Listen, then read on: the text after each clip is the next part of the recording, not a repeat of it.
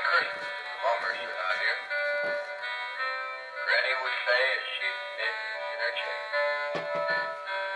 Things have gone modern, I suppose that's the cause.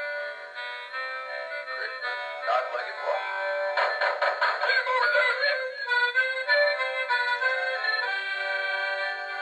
Hark, what's the noise out by the porch door? Granny tells the mummers there's plenty or more. Her old withered face brightens up with a grin. Any mummer's night, mummers crowd in. Come in, lovely mummers, don't bother the snow. We can wipe up the water sure after you go. Sit if you can, or on some mummer's knee. Let's see if we know who you be.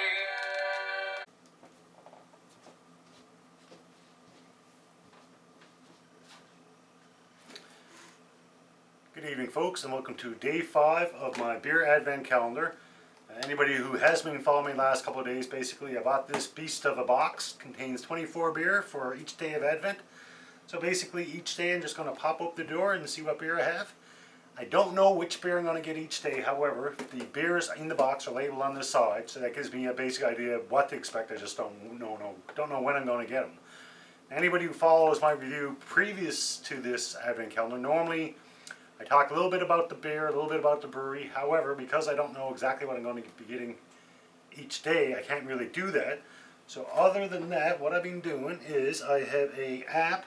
It's a beertasting.app, and basically I take a picture of the beer that I'm going to have, and it gives me a little bit of information on the beer itself or the brewery. As well, I have a bunch of cards here. They're basically index style cards, and they're from the Cicerone Institute, which is an institute out of Chicago. Basically, if you want to get your levels of expertise in beer, these are one of the guys in the world that you would go to.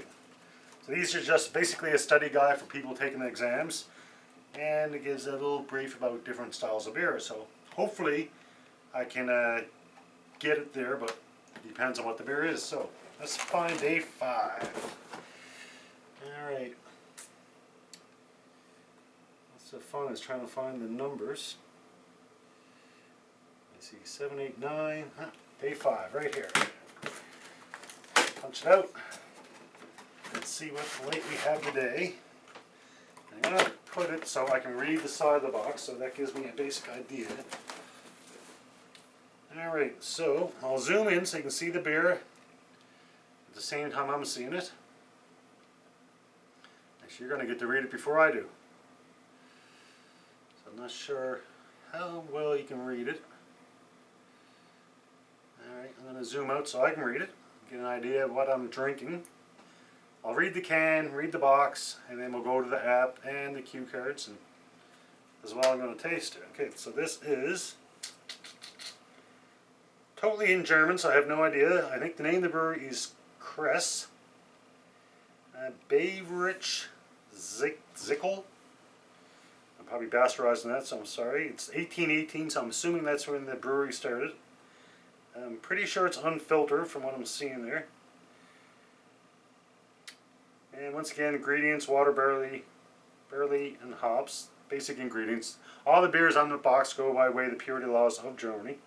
So it's not like North American. Some breweries here, I mean, they have a list upon lists. I've heard that it's over 100 ingredients they can add to their beers, where the purity laws, you're going to get your water, your hops, your barley, or wheat, and your yeast. That's about it. And that's all I'm getting on the box, so let's see if I can find it here. Okay. It says pretty well what I'm getting there. It's 5.4% alcohol. It's Kress Bayrisch Zwickel, Z-W-I-C-K-L. And the style of beer is Zwickel. Once again, Z-W-I-C-K-E-L. So I'm pretty sure I'm not going to get that on my cue cards. I've never even heard of it. I was in Poland a couple months ago, and there was a beer there that had a similar name, but I honestly don't know if it's the same one. So, obviously, I'm not getting nothing there. So, I'm going to take a picture and see what the app says about the beer. I have no idea what to expect on this one. I didn't even know that was a style of beer, so that tells you something there. Okay, so they just say the name of the brewery, bottom fermented, so that makes it a lager. Beer description, it says, it's a beer with an amber body and a voluptuous foam crown. The flavors of cereals, biscuits, yeast, and bread are now noticeable. The first sip of this beer specialty presents a light body. You can taste banana, cloves, and yeast. Later joins a mild sweetness. The aftertaste is reminiscent of banana and yeast with a fine, quickly fading bitterness. So I still have no idea. One last thing I'm going to try. I have some notes here from, it's a beer judge certificate program, and basically they have various styles of beer. So I'm just going to see if I can even find it here. I got my doubts. I'm not seeing anywhere. Wow, this really has me thrown for a loop.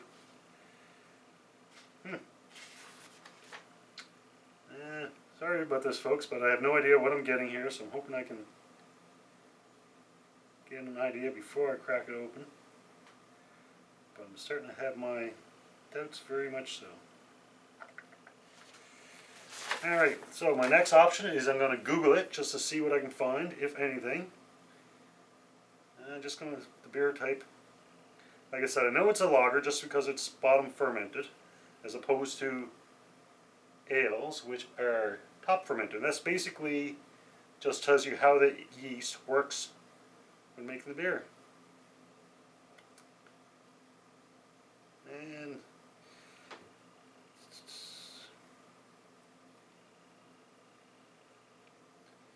okay, it says a Bavarian style lager, unfiltered, unpasteurized German classic that finishes as a smooth drinking natural cloudy beer. And wow.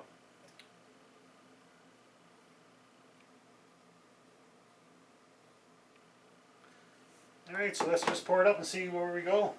And for my regular beer glass, it's a craft beer glass, because I'm not really sure what I'm going to get out of this. I'm giving my glass just a quick cold water rinse.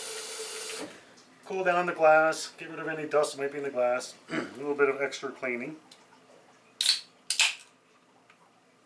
Pour it up. So it's definitely amber, that's pretty well what we were expecting.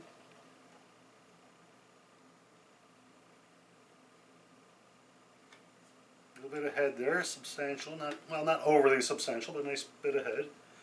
It's definitely cloudy, means it's not filtered. Now a lot of times people don't like unfiltered beer, they don't like the cloudiness, they don't like the little bit of sediment you're going to get. Some people, when they pour their beer, they'll let it sit for a while and then they'll leave the last inch or two, because that's normally where all the sediment goes. Other people, they'll just drink it all. I'm more along that line. Alright, so definitely an amber color. Lots of aroma. Let's see how it tastes.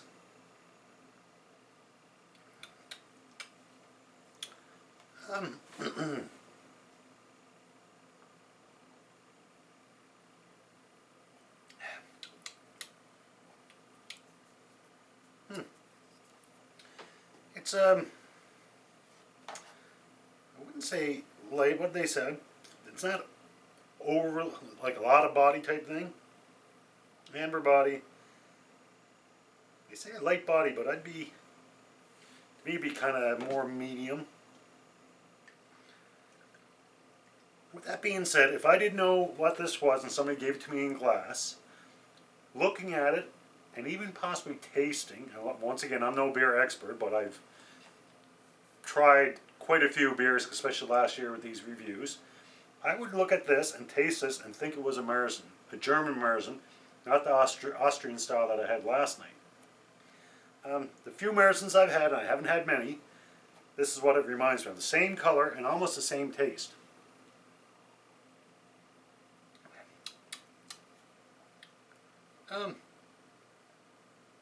Not a bad beer, and it's funny because I've yet to have a bad beer out of this box.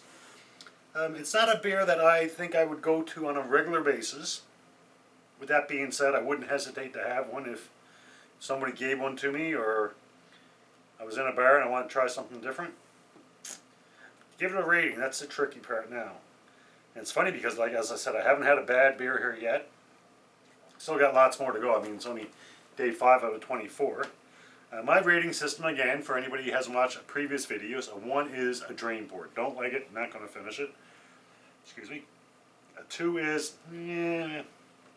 not really my cup of tea, but I'm not going to waste the beer, I'll drink it.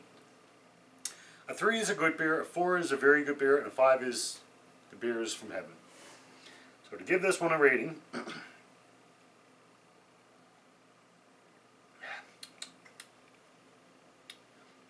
I think I'm comfortable giving this one a 3. It's a good beer.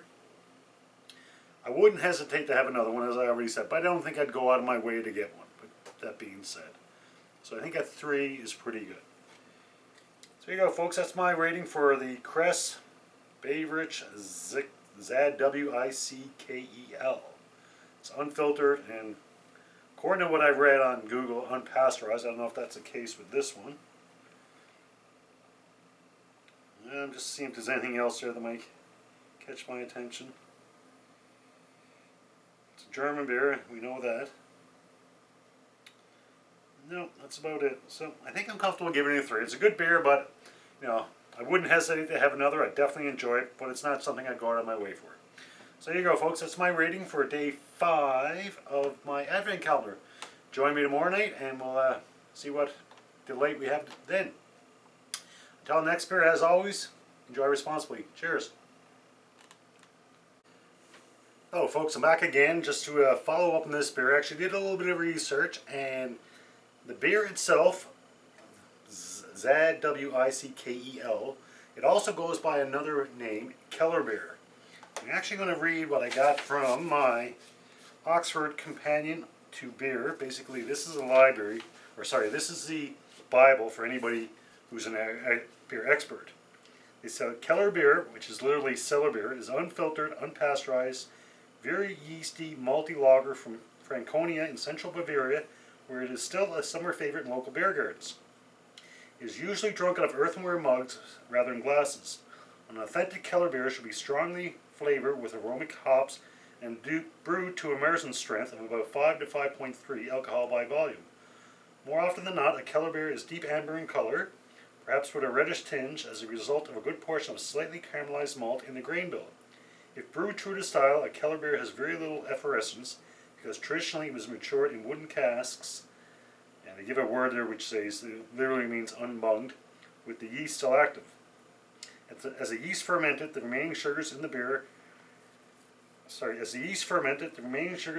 converted these to additional alcohol and carbon dioxide, the gas was allowed to escape through the bunghole. A Keller beer was finished very dry with most noticeable hops and malt notes and balance. The bung of the cask was fitted only for shipping if tapped under atmospheric pressure. Therefore, a traditional Keller beer has virtually no foam. In this it bears some texture resemblance to a British cask-conditioned ales. Nowadays, Keller beers are invariably fermented and conditioned in closed stainless steel fermenters, especially when they are bottled or kegged for shipping to distant markets. They also tend to contain less alcohol than in the past and may even be mildly filtered to remove some of the beer's natural cloudiness. And enthusiasts, especially in Franconia, feel like Keller beer make great appetizers when served to stimulate the appetite before dinner. So there you go, folks. So it has a little bit of connection to a Marzen, and that's kind of what I said, so I wasn't totally off the lunch. If anybody is serious about their beer, you really should pick up this book. I'm just going to zoom in before I sign off again.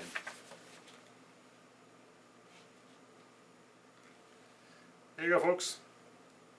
Once again, thanks for joining me tonight, and hopefully I'll see you tomorrow night when we try another beer. Cheers!